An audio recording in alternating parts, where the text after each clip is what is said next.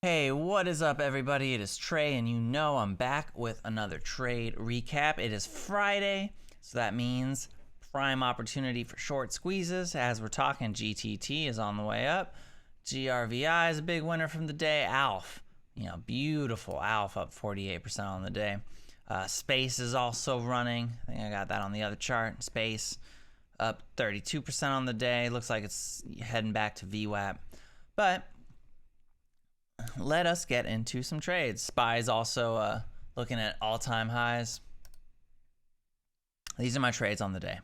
FFHL, GRVI, Magic Wheels, MJWL, and Wish.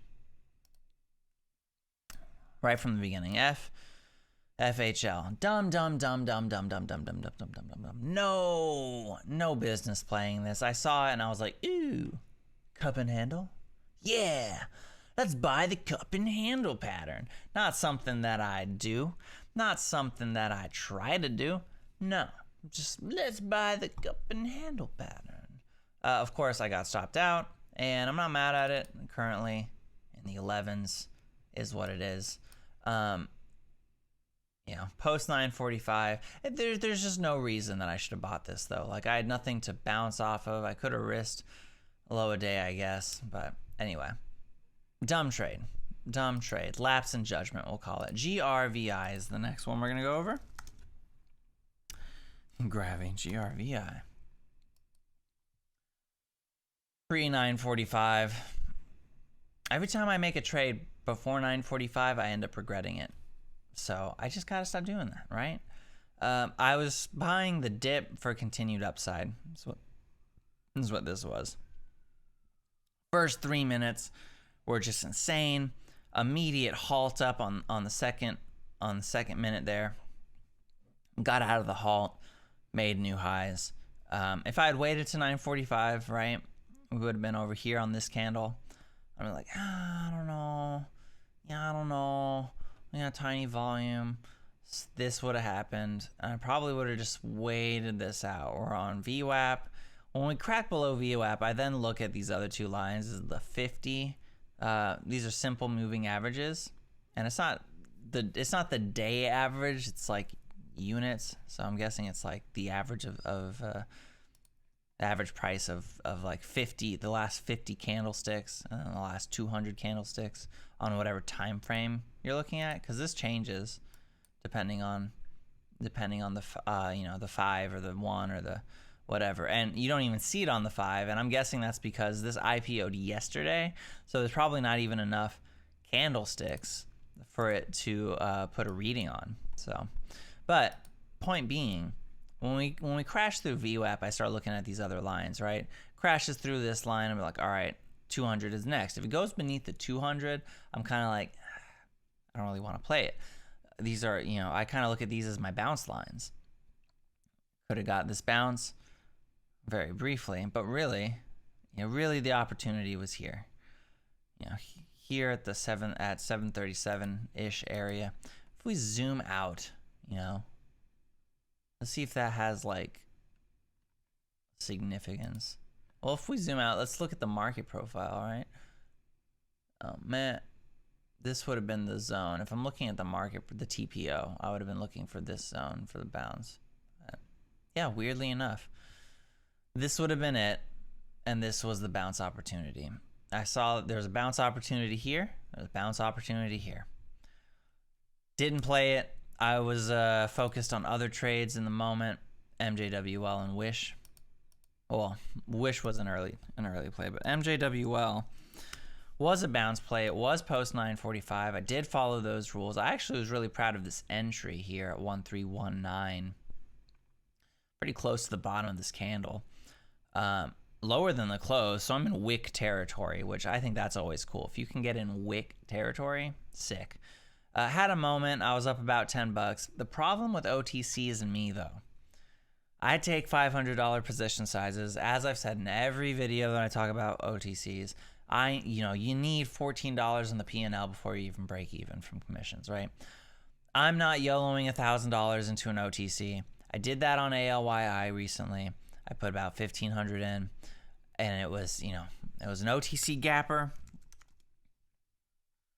was an OTC gapper, you know, and I thought I had super high odds. First green day, huge volume. It had news. It ticked all the boxes. And what happened? Red day. Sold for a loss. $200 loss. Wiping out all the gains I made on the account up to that point. And I was up like a little over $100 on the account. Not that. I guess I would have had to have been up. Well, yeah, more than wiping out my gains. Although what happened was I had $2,000 and I took a drawdown on, it was either RHE or BRGO, where I took like $160 loss, clawed my way back up to break even, clawed my way up to $2,100 in one trade because I loaded the boat, you know, and if I go to this 15-day, 15-minute, you see I added. You know, I added to the winner. That was my mindset. I'm going to add to your winners, right? I feel so confident. I love this pattern. First green day, OTC runner, huge volume with news, crap. So that's kind of what caused me to just be like, okay, nope, can't do that. No adding whatsoever. Until the account is bigger, no adding. No adding whatsoever. So MJWL. Back to the ticker at hand. Let's go to that 1 minute chart. Super proud of my entry. I left because it just wasn't doing what I wanted. I was up about $10 for a little bit, had this little bit of a pullback, came down, then around here, and it's the top of this candle is my exit. And I was like, okay, we're definitely on this, like, we got this curl down, you know. Ended up being that we clocked a double bottom here at 131 for a second. That could have been a super bullish sign. I could have waited, and I could have gotten out, you know, with a $4 loss after commissions. But there was no way. And if we zoom out, like, look what happened here. So strange.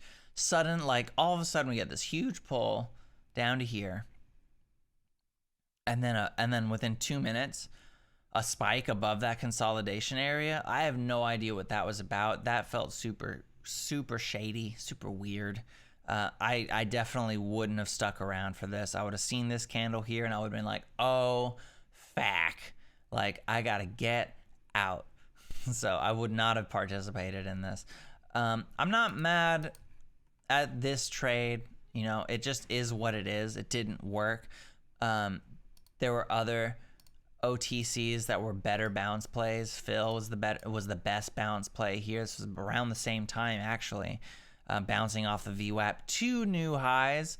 You know, this is 12. You could have made a penny a share around here at 12 cents. That's pretty good. That's a pretty good return. It looks like we might even be getting ready to get out of this consolidation. Look at this bid prop here, 324,000. Not bad. WSRC is another one that had a good bounce too, around 730 here. Hanging around VWAP, new highs. Could have made, you know, 6 or 7 cents a share here too. I chose the wrong ticker. I chose MJWL. I had a good experience with it earlier. I thought it might deliver. It didn't. Is what it is. Wish. Broke my rules on Wish. Took a trade too early. Couple minutes too early, I think. 640. Yeah. I thought this was going to bounce. Bought this for the bounce. Risking low a day here. Got out at low a day. Right? 1386. Just underneath low a day. Only for it to bounce again. So could have waited, whatever. Stuck to the plan. I'm not very patient. I only want to hold for a couple minutes at a time. I want stuff to work immediately. If I had waited, though, 945 takes us here. You know, I'm not going to buy here. So I would have waited. Maybe caught this. Post 945 for me. Got to stick to the rules. I keep breaking this rule. I keep regretting it. Stupid stuff.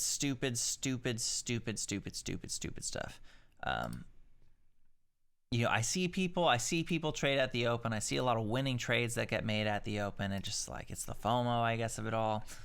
Whatever. Stick to my bounce setup. Stick to my post 945. Stick to my power hour. That's all I gotta ask for. That's all I can. That's all I gotta do. A little double bottom here on WSRC. That would have been nice to participate in.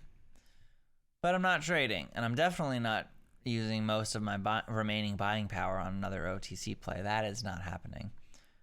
If I'm gonna keep doing the T+2 thing, it's imperative that my position sizes are $100 or like less. And I'm just trying to focus on making good trades, not necessarily maximizing my dollar return. The dollar return will come.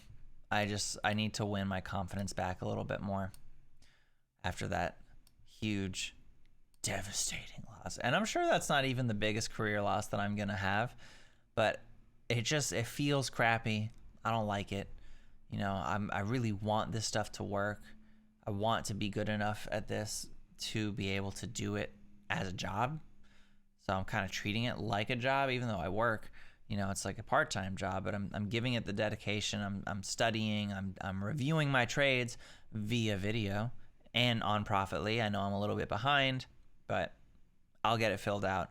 And I don't want to just import the trades from the brokerage and like call it a day. I actually like to manually like go in, look at the charts, re-examine what my trade was, where things went wrong, what I could have done better. Just because I think so early in the game, I think it's just definitely wouldn't hurt. But that's about all I got for the day. Wish looks like it's kind of hanging around just underneath VWAP for a little bit. This might break out in the afternoon. Alf, you know, potential for the afternoon. GRVI. Ugh, let's shrink this down. GRVI is looking all right. You know, I'm looking at this level now as support, this 810. So we will see what happens there. I'll be back for Power Hour. If I make any trades, I will be sure to let you know, either tonight or on Monday morning. Maybe I'll do a Friday afternoon / Monday morning recap. I haven't decided. But anyway, that's all I got. Thanks for watching. I'll see you in the next video.